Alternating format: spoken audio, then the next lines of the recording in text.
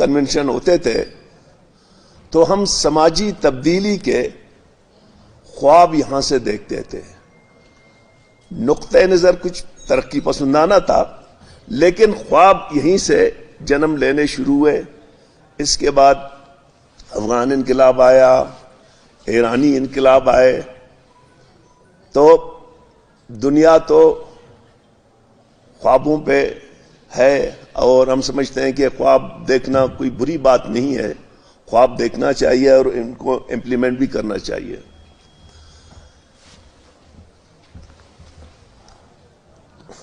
اب creating suitable پیس ان بلوچستان. یقیناً ہم جس معاشرے میں رہتے ہیں، نہ صرف ہماری معاشرہ خود تضادات میں گھیرے ہوئے ہیں. تضاد ہیو اور ہیو ناٹ کا، تضاد بزگر اور جاگیردار کا، تضاد سرمایہ دار اور مزدور کا، تضاد بالادست قوم اور مظلوم اقوام کا.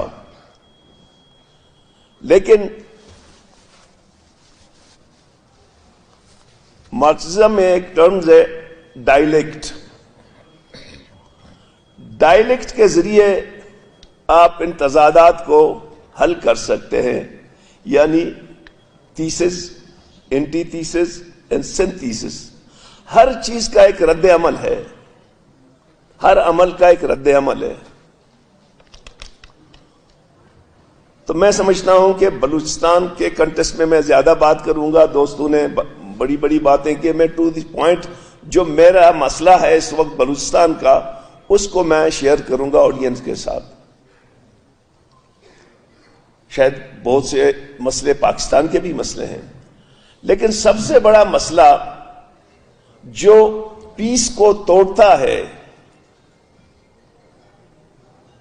وہ کہتے ہیں نا پیس دی پیس فار دی پیس، وہ ہے تضادات کو حل نہ کرنا. اگر اس 75 سال میں وہ بنیادی تضادات حل ہوتے تو شاید ہمیں بار بار ان چیزوں کو ریپیٹ کرنے کی ضرورت نہیں. وہ کیا ہے؟ نمبر 1، عوام کی بالادستی. جب تک اس ملک میں ہم عوام کو طاقت کا سرچشمہ نہیں مانیں گے، پارلیمنٹ سپریم نہیں ہوگا، اس وقت تک یہاں سیاسی اور معاشی مشکلات ہوں گے. میں سمجھتا ہوں کہ ہم سب بیٹھے ہوئے ہیں، مجھ سے زیادہ جاننے والے لوگ ہیں، لیکن جو سوسائٹی آگے گئی ہیں ان میں عوام کی طاقت کا سرچشمہ مانا جاتا ہے. میرا پہلا سوال یہی ہوگا، تجویز ہوگا، بلکہ تجویز ہوگا، سوال نہیں ہوگا، کہ ملک میں آزادانہ، غیر جانبدارانہ، منصفانہ الیکشن ہونی چاہیے. جو ہمارے ساتھ ہوتا ہے الیکشنوں میں ہم بالکل جواب دہ ہیں، لیکن جو ہمارے ساتھ الیکشنوں میں ہوتے ہیں بلوچستان میں، اس کو اگر آپ ریپیٹ کرو گے تو مشکلات زیادہ ہوں گے. شاید بہت سے دوست میرے ساتھ اختلاف رکھیں گے، لیکن چونکہ میں ایک پرو پیپل، ڈیموکریٹ، پرو فیڈریشنز پارٹی کا ہیڈ ہوں، تو میں سمجھتا ہوں کہ پاکستان کا نمبر 1 مسئلہ نہ مارشل لا ہے، نہ زوراوری ہے، عوام کی بالادستی کو، پارلیمنٹ کے سپرمیسی کو ماننا ہے اور ملک کو 1973 کے کانسٹیٹیوشن کے مطابق چلانا ہے. ادروائز آپ جتنے تجربے کریں گے وہ ناکام ہوں گے. دوسرا جو بلوچستان سے متعلق ہے وہ یہ ہے کہ پچھلے 20-22 سال سے بلوچستان میں انسرجنسی شروع ہے اور یہ بلوچستان کی تاریخ میں سب سے جو زیادہ وقت لی ہے وہ یہی انسرجنسی. اس سے پہلے جتنے انسرجنسی تھے وہ اتنے لمبے نہیں تھے، کیونکہ بیچ اے اسٹوڈنٹ ہمیں کافی، ہمارے جو بزرگ تھے نیشنل عوامی پارٹی کے، پختون اور بلوچ اور دوسرے ترقی پسند لوگ، ہمیں ان کے ساتھ کام کرنے کا موقع ملا ہے. ہم نے ان سے بہت کچھ سیکھا ہے. وہ ہر وقت ڈائیلاگ پہ یقین کرتے تھے، چونکہ وہ ہمارے قائدین ہیں. میں آج بھی سمجھتا ہوں کہ بلوچستان میں لو انٹینسٹی ہے، میڈیم انٹینسٹی ہے، ہائی انٹینسٹی انسرجنسی ہے، but that should be treated in form of dialogue. بندوق سے آپ ٹھیک نہیں کر سکتے ہیں. میں معذرت چاہتا ہوں، 22 سال ہو گئے ہیں اور ہم بلیڈ کر رہے ہیں. 22 سالوں میں یہاں کا نوجوان متاثر ہوا ہے. اگر میں اس وقت ایپی سینٹر میں رہتا ہوں انسرجنسی کی تربت میں، تو مجھے پتا ہے کہ کتنے نقصان ہوئے ہیں. اور میں ایک بار نہیں، ریپیٹڈلی میں کہتا ہوں کہ اس کا حل بندوق نہیں ہے، بات چیت ہے. اور اس بات چیت کے لیے ہمیں ایک ایسا کانفیڈنس بلڈنگ میئر لینے کی ضرورت ہے جو سنجیدہ ہو. نمبر 1، ہم جو ڈس اپیئرنس کا ایشو ہے اس کو حل کریں اور ایسی ماحول پیدا کریں جو مجھے بار بار گھر جاتے ہوئے یہ بتانا نہیں پڑے کہ میں ڈاکٹر مالک ہوں اور اپنے گھر جا رہا ہوں. یہ ایشو ہے کہ لوگ اریٹیٹ ہوتے ہیں. میں اریٹیٹ نہیں ہوتا ہوں کیونکہ میں لا کو فالو کرنے والا آدمی ہوں، لیکن ہمارے جو لوگ ہیں وہ اریٹیٹ ہوتے ہیں. کسی بس میں جا رہے ہیں، بس میں اگر 40 بندے ہیں تو 40 کے 40 کو آپ ناپتے ہیں، تولتے ہیں. بے شک ان کے پاس کچھ بھی نہ ہو، لیکن اس کی جو اریٹیشنز ہے وہ بڑھتا ہے. تو آپ کو ان رویوں میں ریاست کو تبدیلی لانے کی ضرورت ہے. اور میں چونکہ سمجھتا ہوں کہ میں نے ان چیزوں کو قریب سے دیکھا بھی ہے، 70s کے انسرجنسیز، اور اس انسرجنسیز کو بھی قریب سے دیکھا ہے. میں نے نیگوشیشن کی بھی کوشش کی، میں ایک حد تک کامیاب بھی رہا، بٹ انفارچونیٹلی ہم اس کو اچیو نہیں کر سکے. ریزن میں ابھی نہیں جاؤں گا.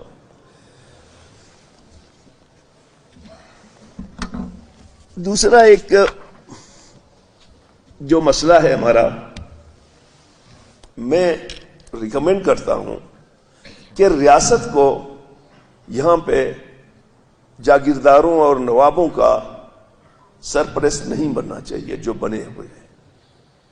اگر کوئی مجھ سے اختلاف کرتا ہے، میں فیس کر رہا ہوں، میں اس نظام کے خلاف لڑتا ہوں. 20 سال مجھے لگ جاتے ہیں، لیکن جب عوام کی مینڈیٹ مجھے مل جاتی ہے پھر ٹپے مار آتے ہیں، ٹپے لگاتے ہیں کہ تم جاؤ اس سردار کو واپس لاؤ. تو میں سمجھتا ہوں کہ بلوچستان میں جو ہماری قبائلی اور جاگیردی میں، I have respect for all sardars, لیکن میں سمجھتا ہوں کہ عوام کا پروگیٹو ہے کہ وہ کس کو لاتا ہے. ریاستی حوالے سے ہم ان کو انکریج نہیں کریں.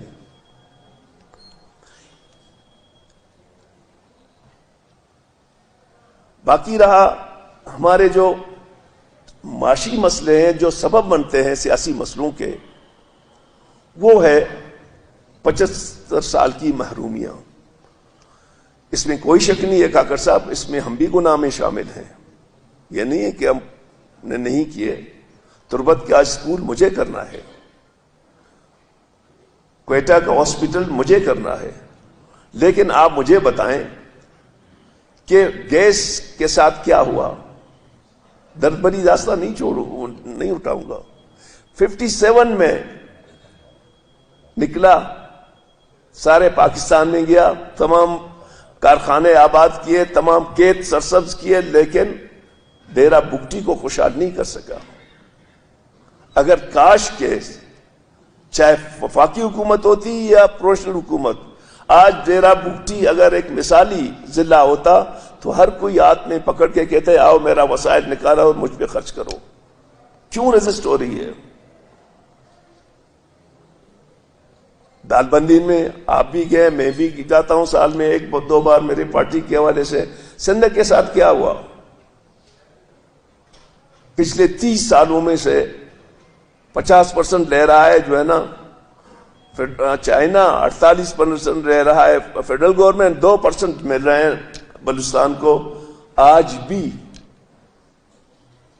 جو چاغی ڈسٹرکٹ ہے وہ انتہائی بیکورڈ ترین ڈسٹرکٹوں میں ہے. کالجز تو میں نے دیا 93 میں، اس سے اس کو کوئی فائدہ نہیں ملا. اگر آج سندک کے پیسے چاغی کے عوام پہ خرچ ہوتے تو میں یقیناً کہتا ہوں کہ ریکارڈ ایکٹ پہ لوگ مزاحمت نہیں کرتے. ریکارڈ ایکٹ پہ کیوں ہم رجسٹ کر رہے ہیں؟ ریزن یہی ہے کہ بلوچستان کے پاس تو یہی کچھ ہے. یہ جو وسائل لٹ جائیں گے پھر تو ہم ہی کہیں گے کہ آپ لوگ تو ویسی خسارے کے صوبہ ہو، پھر ہمارے پاس تو کچھ نہیں ہوگا. Human rights, human development index میں ہم پیچھے ہیں. اب سی پیک پہ آ جائیں، گوادر دیکھیں ہم ایسے نہیں روتے عبداللہ صاحب، ہمارے کچھ گریونسز ہیں. اب گوادر پورٹ میں پڑھا لکھا سیاسی کارکن ہوں، 93% آپ چائنا کو دیتے ہو، 7% جو ہے نا فیڈرل گورنمنٹ کو دیتے ہو. بلوچستان اور گوادر کو ٹکا نہیں ملے گا تو پھر میں کیا کہوں؟ میں شاباش دے دوں؟ وسائل میرا ہے، میں سے مطلب بلوچستان کا ہے جو پاکستان کا حصہ ہے، لیکن وہاں آپ کہتے ہیں لوکل ٹیکس آپ نہیں لگا سکتے ہیں. جو ریونیو ہے میرا، نہ ریونیو میں شیئر ہے، نہ بزنس میں میرا شیئر ہے، نہ سروسز میں میرا شیئر ہے. اگر مجھے تکلیف ہے وہ یہ ہے کہ ایسا نہ ہو کہ کل گوادر میں مائنارٹی میں چلا جاؤں، میرے جو قومی زبان ہے، میرا وجود ہے، وہ ختم ہو جائے.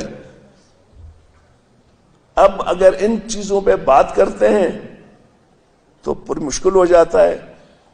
وہ کہتے ہیں کہ بدلنا ہے تو رندوں سے کہو اپنا چلن بدلیں، فقط ساقی بدلنے سے میخانے نہ بدلیں گے. جب تک رویوں میں تبدیلی نہیں آئے گی.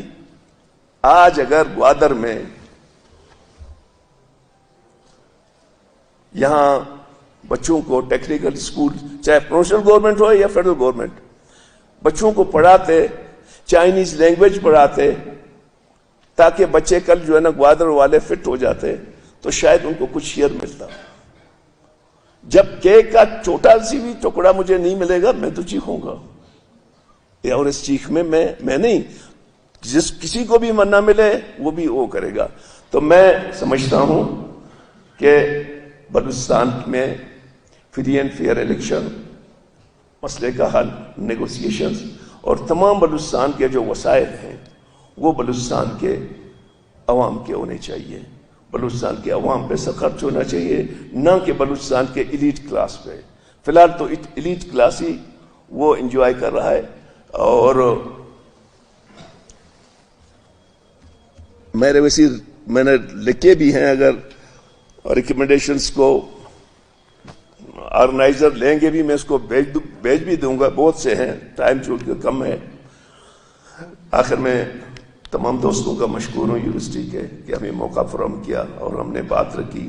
اور میں پھر یہی کہتا ہوں کہ سقراط جو سوال لے کے روڈوں پہ پھرتا تھا اور ان کے جواب وہ لوگوں سے ڈھونڈتے تھے. تو میری آپ تمام دوستوں سے گزارش ہے کہ بلوچستان کا سوال لوگوں سے ڈھونڈو.